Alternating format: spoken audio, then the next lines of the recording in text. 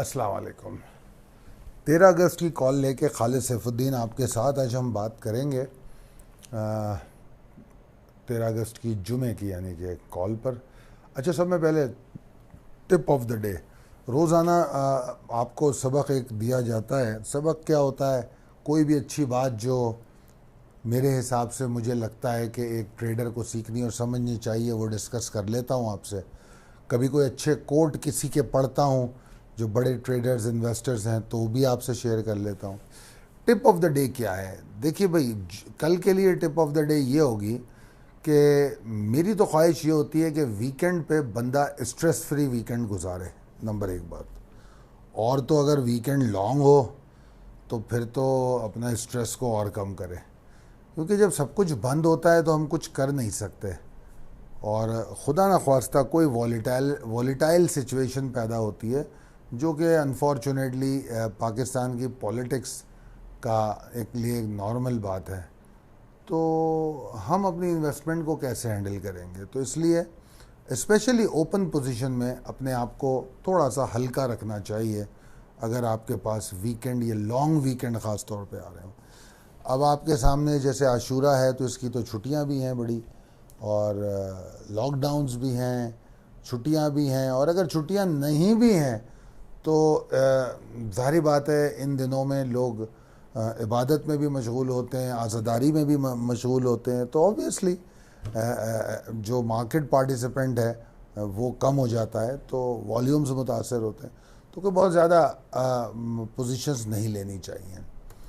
अच्छा जनाब, आज का सेशन मैंने चार्ट पोस्ट किया हुआ है। चार्ट को गौर से देखें और समझने की इसको कोशिश कीजिए। बेशक मार्केट कोई बड़े नुकसान के साथ तो क्लोज़ नहीं हुई, मगर जो एक अहम बात है वो ये है कि मार्केट में 32% कम वॉल्यूम था। आपने एक बात नोट की होगी। आज की मार्केट से ना ही मैं सरप्राइज़ हुआ हूँ और ना ही मैं लो वॉल्यूम्स के लिए हैरान हूँ, बिल्कुल भी नहीं, बिल्कुल भी परेशान नहीं हूँ। उसकी वजह यह है कि ये तमाम बातें हमारी अंडर डिस्कशन आ चुकी थी। कल की जो हमारी कॉल थी उसमें हम ये डिस्कस कर चुके थे कि क्या लेवल्स हैं, कहाँ पे मार्केट ट्रिगर होगी, कहाँ एनर्जी बन सकती है। फिर कल तो मैंने तोल के भी बताया आपको कि बेशक इंडिसीशन में मार्केट क्लोज हुई है कल की।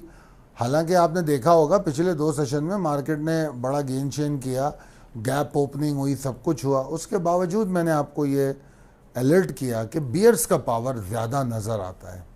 मैंने 60-40 आपको रेशियो बताया था। तो इन नंबर्स को, इन चीज़ों को अगर आप समझ रहे हो तो आप दुरुस्त फैसले कर सकते हैं। और उसके बाद फिर आप देखिए कि अगर आज सुबह से हम आगाज़ देखें तो एक कंसिस्टेंसी थी मार्केट में गिरावट की जानिब। कोई बड़ी गिरावट, फ्री फॉल सिचुएशन तो मैं नहीं कहूँगा, मगर ओवरऑल सिचुएशन यही थी। थोड़ा सा मार्केट ने एफर्ट करने की कोशिश की, वो 47,000 450 के ऊपर खड़े होने की कोशिश की, मगर जब वो मुमकिन नहीं हुई तो फिर मार्केट में बिल्कुल भी दम नहीं था। फिर 333 को भी तोड़ दिया उसने, और उसके बाद आपने देखा कि मार्केट 106 पॉइंट के नुकसान के साथ बंद हो गई। तो हेजिटेंसी, जिस तरह मैंने कहा, आशूरा की छुट्टियों की वजह से भी ऐन मुमकिन है, ये भी एक रीज़न हो सकता है कि लोग जो हैं इस वजह से मार्केट में थोड़े हेजिटेंट हो। मगर बहरहाल हमारे लिए समझने की बात है कि हमको माल डालने का भी मौका मिल रहा है।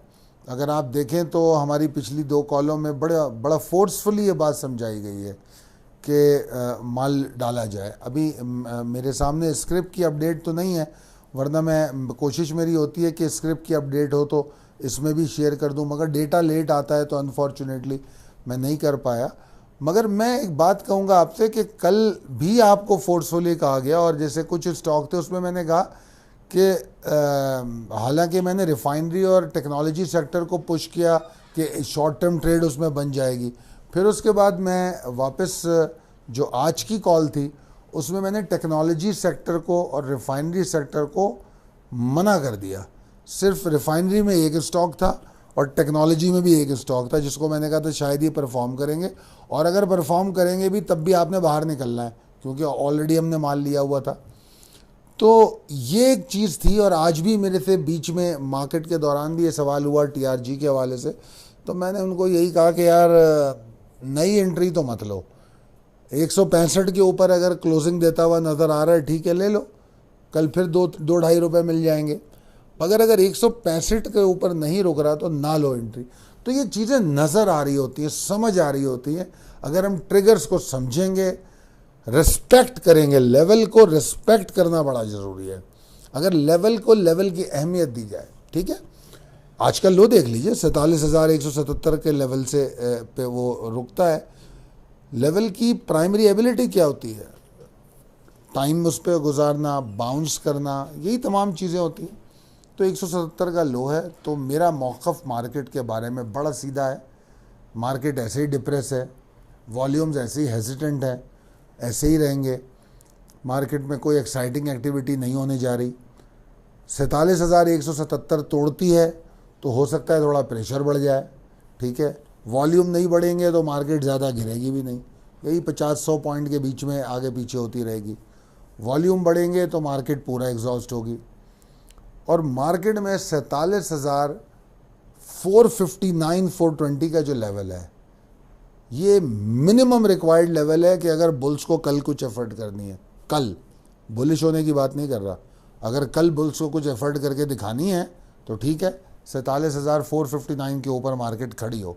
नहीं खड़ी होती तो मार्केट में कुछ भी नहीं है, मार्केट में सिर्फ डिप्रेशन है। हाँ, जो स्क्रिप्ट के हवाले से जो आपको कॉल आएगी उसको ज़रूर फॉलो करें, क्योंकि इंडेक्स जो है पूरे 700 स्टॉक के बुलिश होने पे बुलिश नहीं होगा, 700 स्टॉक की मंदी में जाने पे, मतलब ये तो मिक्स चलता रहता है। आज अगर 100 पॉइंट माइनस मार्केट बंद हुई है तो आपके सामने कितने स्टॉक प्लस बंद हुए।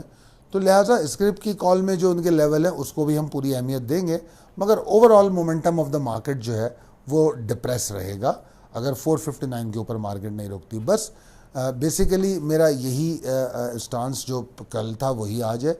बस एक बात इसमें मैं ऐड करूँगा, इस किस्म की मार्केटें जो होती हैं, जो मूवर्स, स्टेक होल्डर, जो मेजर पंटर्स होते हैं मार्केट के, उनको लिए बड़ी आसान होती है आपको ट्रैप करने के लिए। आप ट्रैप हो जाते हो, कोई एक हाइपर एक्टिविटी नज़र आती है, आप माल लेके बैठ जाते हो, ठीक है ना। और उसके बाद फिर वो, जैसे कौन सा स्टॉक था, अभी मुझे नाम याद नहीं आ रहा, कि वो बिल्कुल ऊपर जाके अपने लॉग के से थोड़ा नीचे या उसके आसपास ओपन हुआ और बस ओपन ही हुआ वहाँ पर, उसके बाद वो नीचे मार दिया। स्टॉक अभी मुझे याद नहीं आ रहा कौन सा था, हमारे ये डेली स्टॉक में था, इंट्राडे में चल रहा था। तो अब उसमें तो मौका उसी को मिला जिसके हाथ में माल था, नया आदमी तो नहीं माल ले सका, मगर लोग एक्साइटेड हो जाते हैं और ऐसी हाइपर मूव में तो ये मार्केट ट्रैप कर सकती है। तो किसी ट्रैप में मत आइएगा, ट्रिगर्स जो बताए गए उस पर तवज्जो दीजिए, इंशाल्लाह बहुत कामयाब होंगे। बहुत शुक्रिया। अल्लाह ताला आपको सेहतमंद और कामयाब करे। अल्लाह हाफ़िज़।